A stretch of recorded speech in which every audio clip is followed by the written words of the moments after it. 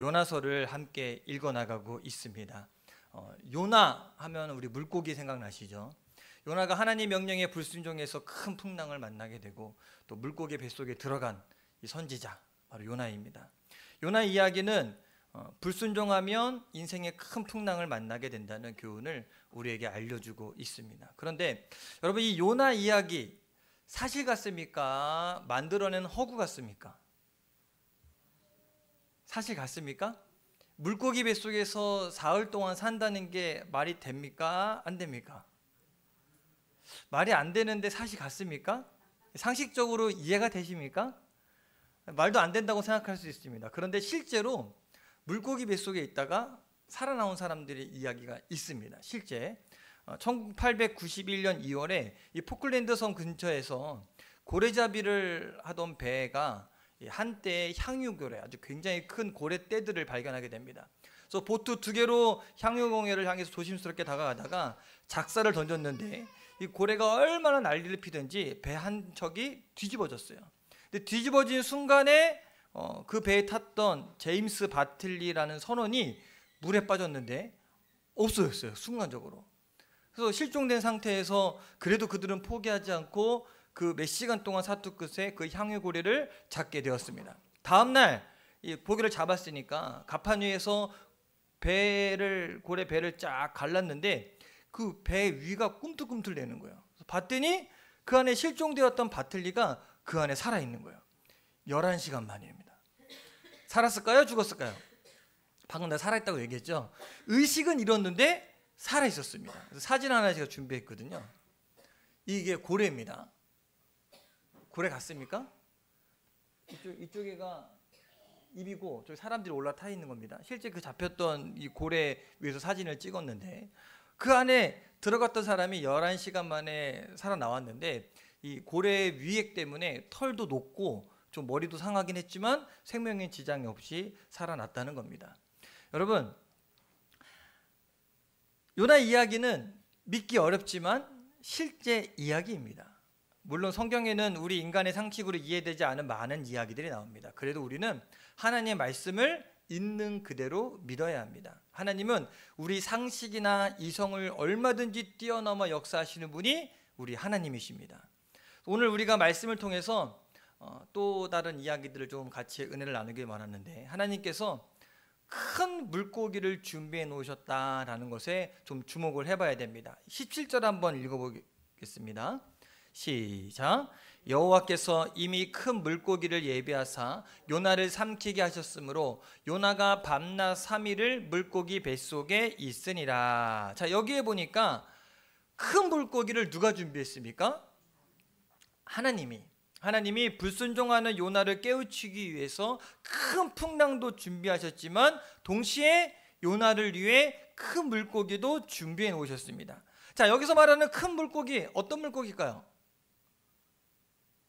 몰라요. 고래인지 아닌지 몰라요. 왜 성경에 나오지 않으니까. 어쨌든 그 큰 물고기가 요나를 산채로 삼켰습니다. 그리고 며칠 만에, 사흘 만에 육지에 토해내었습니다. 자, 여기서 눈길을 끄는 단어가 있습니다. 그 뭐냐면 이미라는 단어예요. 이미. 요나가 바다에 빠지기 전에 하나님은 이미 미리 물고기를 준비해 놓으셨습니다. 사실 여기에 등장하는 큰 물고기만이 아니라 요나가 당한 일들은 이미 하나님께서 다 하신 겁니다. 요나가 다시스로 향할 때에 큰 풍랑을 일으킨 거 누굽니까? 하나님. 제비뽑기에서 요나가 뽑히게 한 것도 누굽니까? 하나님. 사람들이 요나를 바다에 던지게 한 것도 하나님이세요. 모두 다 하나님께서 요나가 가는 길을 아시고 그가 가는 길에 미리 준비해 놓으신 겁니다. 성경에 보면 아브라함이 만난 하나님도 바로 이 준비하신 하나님, 여호와 이레의 하나님을 만납니다. 창세기 22장에 보면 하나님이 아브라함의 믿음을 테스트하기 위해서 어떤 명령을 내리십니까? 네가 사랑하는 아들 독자 이삭을 나에게 번제로 드려라 라고 명령합니다. 이삭이 어떤 아들입니까? 100세에 낳은 아들입니다. 자, 그럼 여러분 물어보겠습니다. 100세에 낳은 아들만 귀합니까? 그냥 아들은 다 귀합니까? 그냥 아들은 다 귀합니다. 근데 그 아들 번제로 바치라는 거예요. 번제는 어떤 제물입니까? 각을 뜨고 하나님께 불살라 드리는 겁니다. 그런데도 아브라함은 말씀에 순종합니다. 이튿날 아침 일찍 일어나서 하나님이 일러주시는 곳으로 갑니다. 종들을 산 아래에서 기다리게 하고 이삭에게 나무를 지게 하고 자신은 불과 칼을 손에 쥐고 산 위로 올라갑니다. 망설이지 않고 이삭을 그 자리에서 결박하고 제단 위에다가 칼로 이삭을 죽이려고 내려칠 때 하나님께서 그를 급하게 부릅니다. 아브라함아, 아브라함아, 그 아이에게 내 손을 대지 말라. 네가 네 아들까지도 아끼지 아니하였으니 이제 네가 하나님을 경외하는 줄 내가 아노라. 그리고 하나님께서 이 아브라함의 믿음을 온전히 인정하게 됩니다. 그때 아브라함이 뒤를 살펴보니 제사를 지낼 순양이 뿔이 나뭇가지에 걸려 숯불에 걸려서 이렇게 버둥거리고 있는 걸 봅니다. 아브라함은 그 순양을 가져다가 이삭을 바치려던 그 제단에서 이삭 대신에 번제를 하나님께 드립니다. 자, 그렇다면 여러분, 이 순양은 언제부터 거기 있었을까요? 뭐 생각 없이 그냥 있나 보다 생각할 수 있지만, 네? 원래 있었는데 아브라함이 못 봤을까요? 아니면 아브라함아, 아브라함을 얘기하는 순간에 숯불에 짠 하고 나타났을까요? 뭐 생각. 근데 어떤 이 주석가가 이 사건을 어떻게 이야기하냐면, 아브라함이 이 산을 올라갈 때 순양도 같이 따라 올라갔을 것이다 라고 얘기하기도 합니다. 어쨌든 순양이 갑자기 나타난 것은 아닙니다. 하나님이 이미 준비해 놓으신 겁니다. 그런데 처음에는 아브라함의 눈에 보이지 않았지만 그가 자신의 믿음을 드러내자 그의 눈에 하나님이 준비해 놓은 순양이 보인 겁니다. 그래서 아브라함은요, 그곳 이름을 여호와 이레, 준비하신 하나님이라고 부릅니다. 하나님은요, 지금 우리의 삶에도 동일하게 일하십니다. 우리 하나님은 준비하신 하나님이십니다. 지금 우리 눈에는 보이지 않아도 하나님은 우리 삶의 다른 쪽에서 이미 우리에게 필요한 모든 것을 준비해 놓고 있다는 사실을 기억하시게 되길 간절히 축원합니다. 저는 25 먹을 때까지 연애를 못했어요. 그렇게 안 보이죠. 그래서 그 20살 넘어서부터는 기도 중에 뭐였냐면, 나도 좀 연애 좀 하게 해주세요 라고 그 기도한 하나님이 응답을 안 해주시더라고요. 근데 이미 하나님은 준비해 놓으셨어요. 나중에 알아서 그렇지. 우리 모든 삶의 순간순간들 여러분 가만히 되돌아보세요. 그냥 우연이 된 것 같지만 하나님이 준비해 놓으신 겁니다. 그 준비해 놓고 있다는 사실을 우리가 기억한다면 힘들고 어려운 상황들도 우리가 이겨낼 수 있다는 겁니다. 두 번째, 우리가 물고기 뱃속에 들어간 요나를 통해서 우리가 하나 알아야 될 건 뭐냐면, 요나가 물고기 뱃속에 들어가서 한 행동입니다. 무엇을 했습니까? 2장 1절 함께 읽어보겠습니다. 시작. 자, 요나가 물고기 뱃속에서 기도하기 시작했습니다. 한번 생각해 보세요. 물고기 뱃속이 어떨까요? 그래서 어떤 분 생각하기를 물고기가 크니까 배도 크겠지라고 생각해서 이런 아늑한 공간이 있을 거라 생각하실 수도 있는데 아닙니다. 물고기 뱃속은 어떨까요? 여러분, 물고기 손질해 보셨습니까? 손질할 때 냄새 제일 많이 나는 부분이 어느 부위입니까? 내장입니다. 그 냄새 나는 그 안에 들어가 있는 요나를 생각해 보십시오. 캄캄합니다. 숨을 쉬기 쉬울까요? 숨을 쉬기도 어렵습니다. 역겨운 냄새나고 정말 고통스러운 곳일 것입니다. 그런 상황에서 여러분이 그곳에 들어갔다면 어떻게 하시겠습니까? 상황을 잘 생각해 보세요. 요나가 하나님 말씀에 불순종했죠. 풍랑을 만났어요. 하나님이 나를 치셨구나. 제일 뽑게 자기 또 뽑혔어요. 나를 바다에 던지라 그랬어요. 그래서 자기를 바다에 던졌어요. 이제 어떤 생각이 들어요? 난 이제 꼼짝없이 죽었구나. 그리고 물고기가 자기를 꾹꾹 삼켰어요. 그냥 죽는 것도 그런데 물고기가 나까지 삼켰구나. 그러면 기도가 나올까요? 아니면 죽기를 기다릴까요? 그래서 제가 요즘에 이제 설교 준비하다가 항상 우리 아이들한테 물어봐요. 너네가 만약 요나라면 어떻게 할래? 그랬더니 뭐라고 얘기하냐면, 하나님 빨리 죽게 해주세요. 괴로우니까. 그리고 사실은 기도보다는 그냥 그 상황에 맞춰서 살아갈 수밖에 없지 않겠냐라고 아이들이 이야기합니다. 근데 여러분, 정말 이 고통스러운 그곳에 여러분이라면 어떻게 하시겠습니까? 여러분이라면 오늘 2절에 보면 그 상황을 우리 요나가 묘사하거든요. 2장 2절에 내가 스올의 뱃속에서 부르짖었더니, 이 스올이라는 표현대 성경에 곳곳 나오는데 스올은요 음부, 지옥을 뜻합니다. 죽은 자들이 사는 곳. 5절에는요 물이 나의 영혼까지 둘러싸우며 기품이 나를 에워싸고 바다풀이 내 머리를 감쌌나이다. 좀 상상이 되십니까?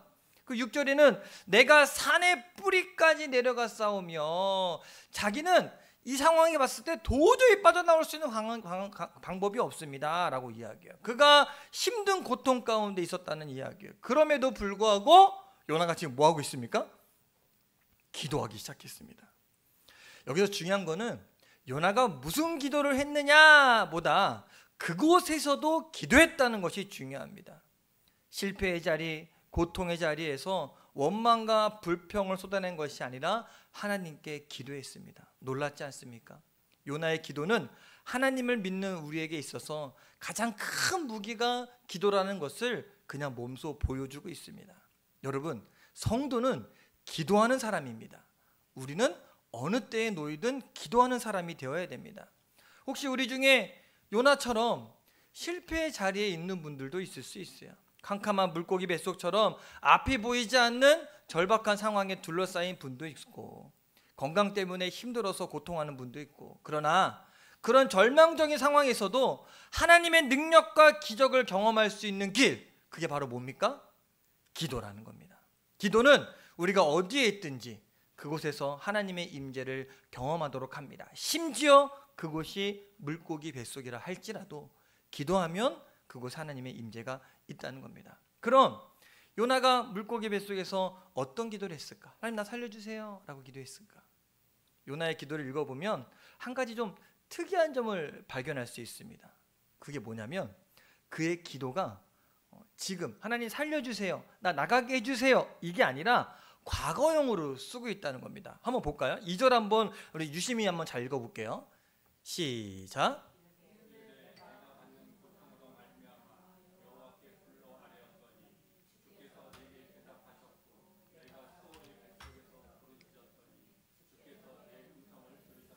자, 봐보세요. 아래 얻더니 부르짖었더니 들으셨나이다.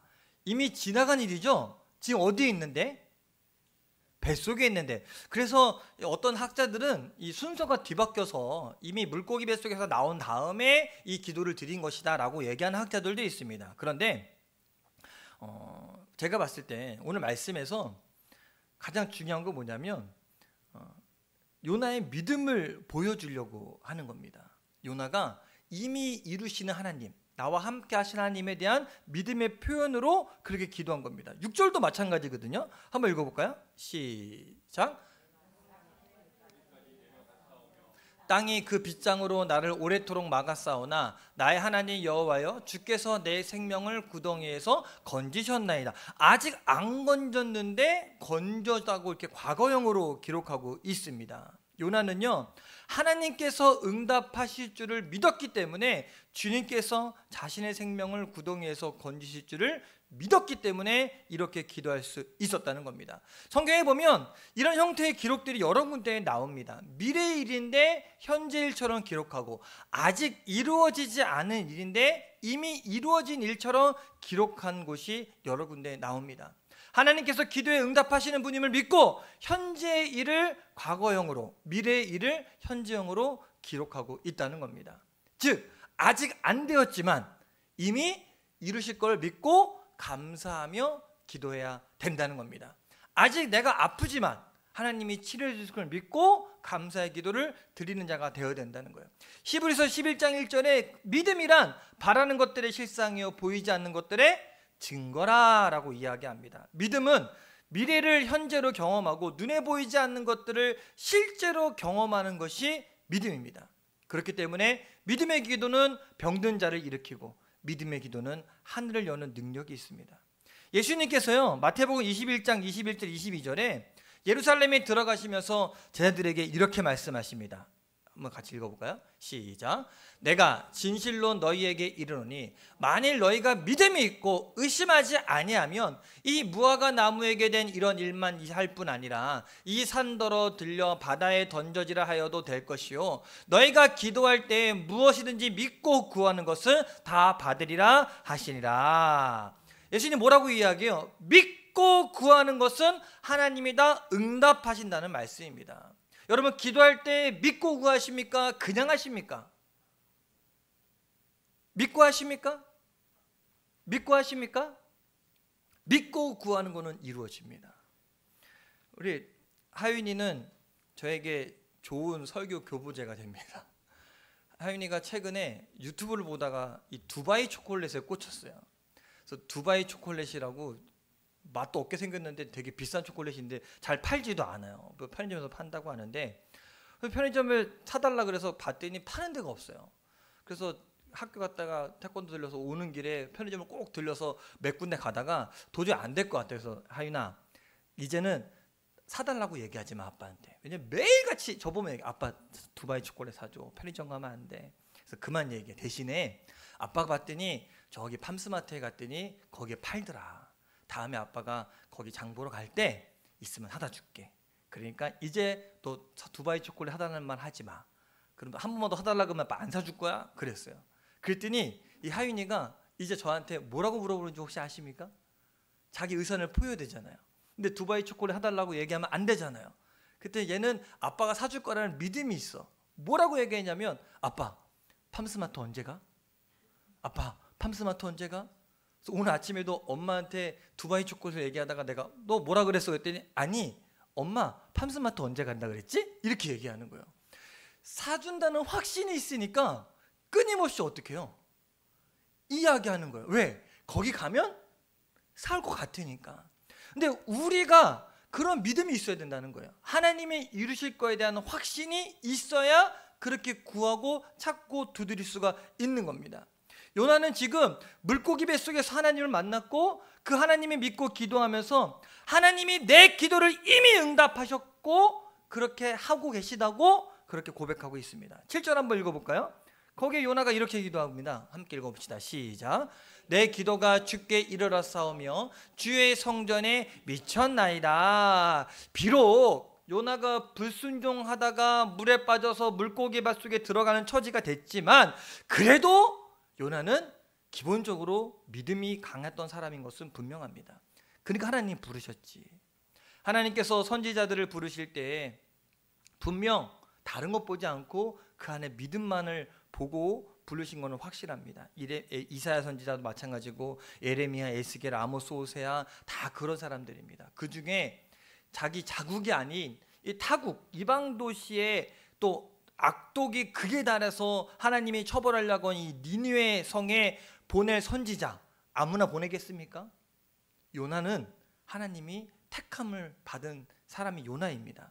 이 한 가지만 보아도 요나가 보통 믿음의 소유자가 아니라는 것은 우리가 알 수 있습니다. 물고기 뱃속 그 깜깜한 가운데서도 이런 요나의 믿음이 기도의 불꽃으로 완전히 살아나게 되었습니다. 요나의 기도에서 우리가 또 주목해야 될 것이 있는데 그가 자기가 당하고 있는 고난의 원인을 제대로 찾았다는 겁니다. 자, 여러분 요나가 왜 물에 빠졌습니까? 바다에 빠졌습니까? 뭘 이렇게 어렵게 생각하세요? 거기 배에 탄 사람들이 던졌잖아. 몰랐어요? 요나가 스스로 바다에 뛰어들지 않았어요. 배에 탄 사람들이 버티다가 아예 안 되겠다 우리 죽겠다 싶어서 요나를 바다에 던집니다. 그러면 여러분이 요나라면 원망 안 할까요? 던진 사람들? 야 던지랬다고 진짜 던지냐? 이런 말 뭐 별 생각 없으세요? 하랬다고 진짜 하냐? 어떻게 사람을 바다에 던지냐? 뭐 이런 원망할 수 있지 않습니까? 그럼 하나님 저 나쁜 놈들이 나를 던져갖고 내가 이 모양 욕골 됐습니다 라고 할 수 있지 않겠습니까? 그런데 3절에 요나가 이렇게 고백합니다. 함께 읽겠습니다. 시작.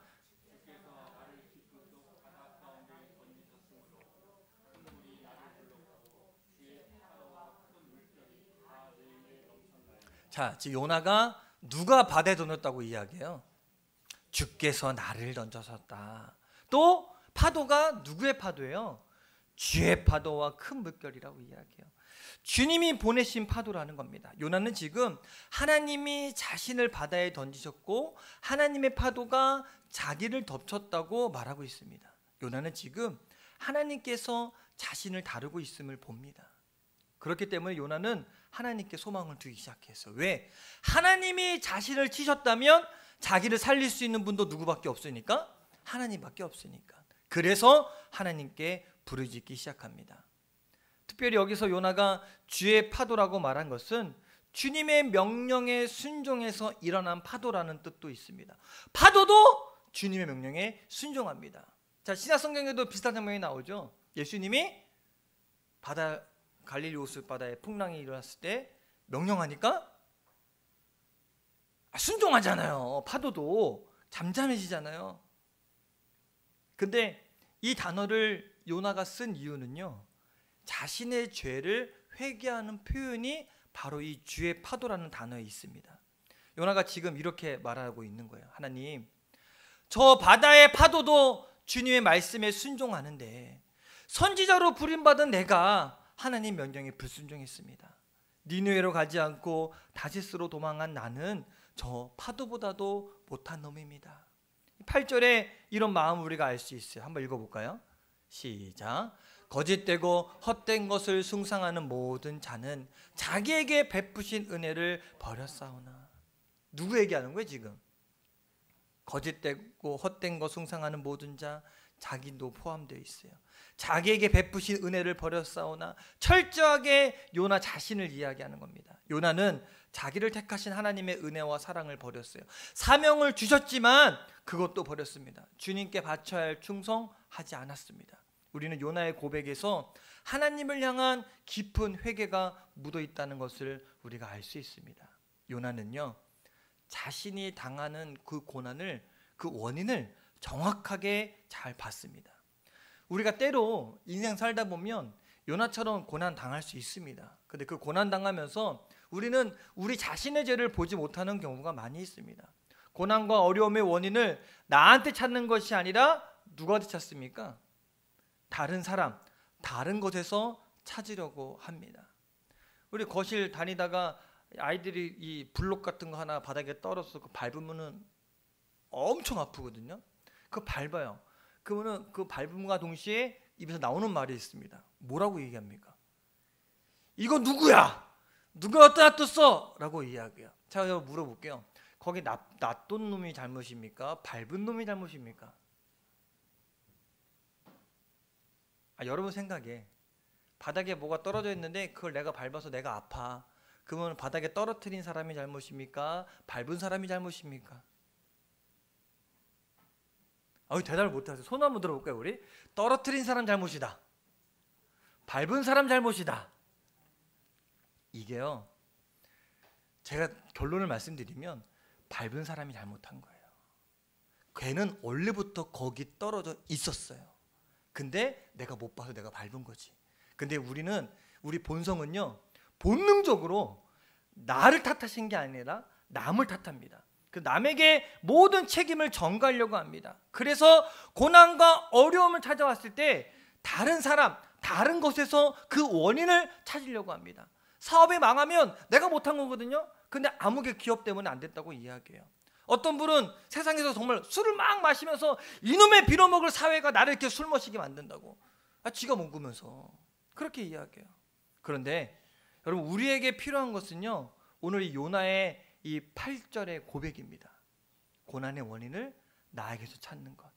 우리는 거짓되고 헛된 것을 숭상했습니다. 우리는 우리에게 베풀어 주신 은혜를 내가 버버렸습니다. 제가 불순종했습니다. 물론 우리가 겪는 어려움, 여러 가지 원인이, 이유가 있을 수 있어요. 그러나 대부분 우리가 당하는 고난과 어려움 중에서는요, 나로 인한 실수와 죄 때문에 당하는 것들이 굉장히 많습니다. 그렇기 때문에 우리는 언제나 겸손하게 나 자신부터 살피는 자가 되길 바랍니다. 요나는 실패의 원인을 다른 데서 찾지 않고 자신에게서 찾았습니다. 그리고 깊은 회개의 기도를 드리고 있습니다. 그런데 이것이 요나를 살렸습니다. 요나가 회개하니까 어떻게 됐습니까? 물고기가 하나님 말씀에 순종해서 그 바다를 다 건너가서 니느웨 그 해안가에 웩 하고 요나를 토해냈습니다. 요나가 살아났습니다. 할렐루야. 마지막으로 우리는 요나가 물고기 뱃속에서 믿음의 결단했다는 것 우리가 좀 주목할 필요성이 있습니다. 9절 한번 읽어볼까요? 시작. 나는 감사하는 목소리로 주께 제사를 드리며 나의 서원을 주께 갚겠나이다. 구원은 여호와께 속하였나이다 하니라. 여기 보면 요나는 물고기 뱃속에서 몇 가지 결단을 하게 됩니다. 그가 첫 번째로 결단한 것은 감사하는 목소리로 주님께 제사를 드리겠다. 우리가 눈길을 끄는 단어가 있죠. 감사하는 목소리로.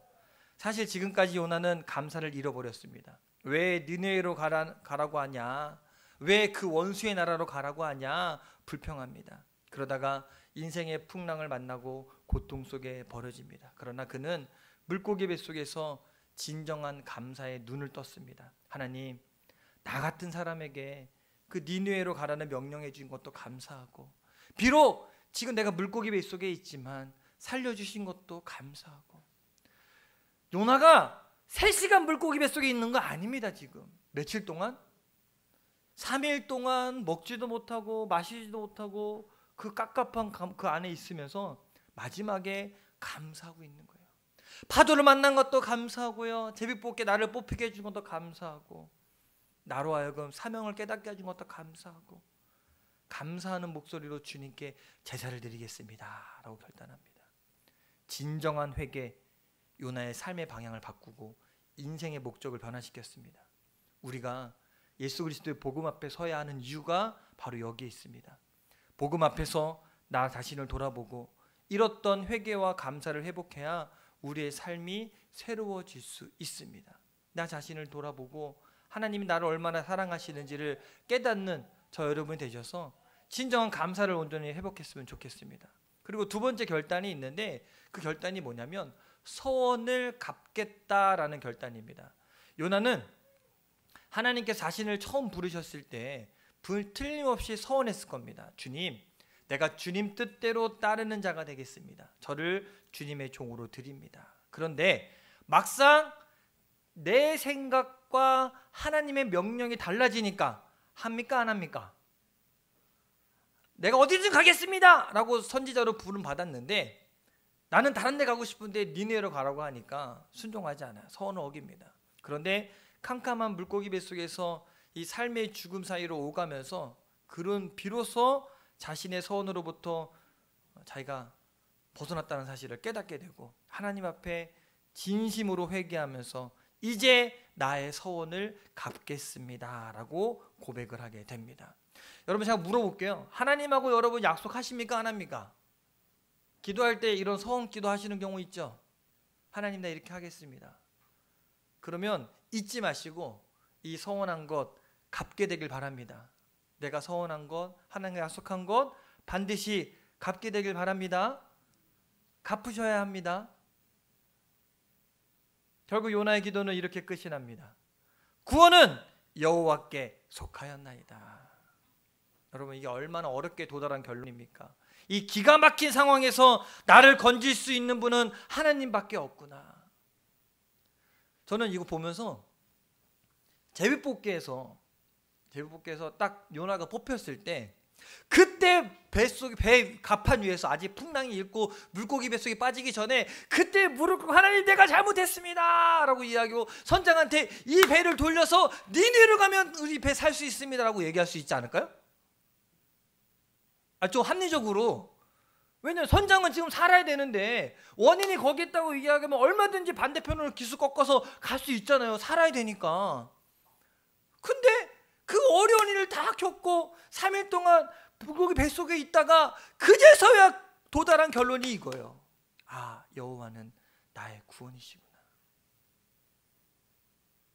저와 여러분들을 구원하시려고 하나님이 보낸 구원자 역시 예수 그리스도밖에 없습니다. 쉬운 방법도 있고 합리적인 방법도 있지만 하나님은요, 우리를 깨닫게 하시고 우리를 다시 세우시고 스스로 돌이키게 하시려고 이런 방법들을 사용하십니다. 요나가 그렇게 한 거예요. 나를 살리신 분도 하나님이신 것처럼 이 세상을 살릴 수 있는 분도, 저 니느웨 성까지도 구원할 수 있는 분도 하나님밖에 없구나. 그러므로 여러분, 우리 하나님께로 돌아와야 합니다. 하나님과의 관계를 먼저 회복해야 합니다. 잃었던 소명, 잃었던 믿음 다시 되찾는 것만이 우리가 살 길입니다. 이제 말씀을 정리하려고 해요. 우리 하나님은 준비하신 하나님입니다. 요나를 위해 이미 큰 물고기를 준비해 놓으신 하나님은 저와 여러분의 인생에도 준비해 놓으셨습니다. 여러분 의심하지 마세요. 한치도 의심하지 마세요. 반드시 준비해 놓으셨습니다. 그리고 구원은요, 우리 하나님께 속한 것입니다. 그렇기 때문에 우리가 처한 상황이 아무리 어렵고 힘들어도 하나님을 신뢰하고 기도한다면 하나님께서 저와 여러분들을 구원할 수 있습니다. 그래서 어디에 있든지 기도하시기 바랍니다. 하나님의 얼굴을 구하고 하나님을 찾으십시오. 오늘도 하나님은 저와 여러분들을 만나 주실 겁니다. 지난 한 주간 제가 숙제 내드렸어요. 요나처럼 어떡하라고요? 나머지는 내 것입니다 라고 한 주 동안 살라고 이야기했어요. 가정에서, 직장에서, 어디서든 그렇게 사셨습니까? 살아보려고 해보셨습니까? 아니면 아 맞다 생각하십니까? 이번 한 주간은 요나처럼 이렇게 기도했으면 좋겠어요. 하나님의 얼굴을 구하고 구원은 하나님께 있습니다. 따라해볼까요? 구원은 하나님께 있습니다. 이 고백을 하면 하나님이 나로 하여금 깨닫게 하실 겁니다. 뭘 깨닫게 하실까? 나에게 주신 사명, 내가 왜 이 땅을 살아가고 있는지 그 원인을 발견하게 하실 것입니다. 구원은 오직 하나님께만 있습니다. 이런 믿음의 고백을 통하여서 한 주간 하나님이 저와 여러분들을 만나 주시게 되길 주님의 이름으로 간절히 축원합니다. 우리 같이 함께 찬양하면서 오늘 말씀